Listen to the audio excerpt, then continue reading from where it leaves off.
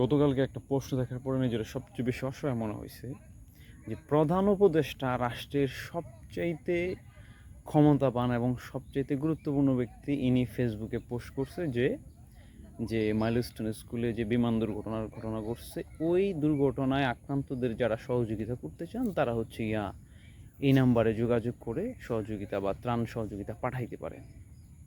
আরে ভাই কী একটা অবস্থা রাষ্ট্রের!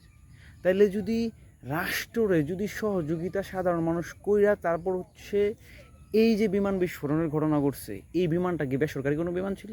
এটা রাষ্ট্রীয় সরকারি বিমান।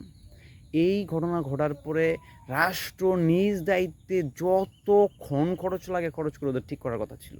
আর রাষ্ট্র তো তার বাবার টাকা খরচ করতেছে না, রাষ্ট্র খরচ করতেছে হচ্ছে সরকার খরচ করতেছে হচ্ছে এই জনগণেরই টাকা, এই জনগণেরই ব্যাড ট্যাক্সের টাকা। তাইলে জনগণ যদি ত্রাণ সহযোগিতা দেওয়ার পর তাদেরকে সহযোগিতা করতে হয়, তাইলে এই যে লক্ষ লক্ষ কোটি টাকার যে বাজেট, লক্ষ লক্ষ কোটি টাকা, এই টাকা যাইতেছে কই? আপনারা হচ্ছে এই এনসিপিকে গোপালগঞ্জে ওই হচ্ছে সভা সমাবেশ করার জন্য 10 কোটি টাকা খরচ করাইতে পারবেন। আপনারা হচ্ছে লন্ডনে শুধুমাত্র হচ্ছে একটা ব্যক্তিগত পুরস্কার আনার জন্য আপনারা 15 কোটি টাকা খরচ করে আসতে পারবেন। কিন্তু যখন হচ্ছে নিজস্ব সরকারি বিমানে একটা স্কুলে আঘাত করে শিশুরা ঝলসে যায়, এখানে মানুষ মারা যায়, তখন তাদের চিকিৎসা, তাদের ক্ষতিপূরণ দেওয়ার জন্য রাষ্ট্রের কাছে হাত পাতবেন।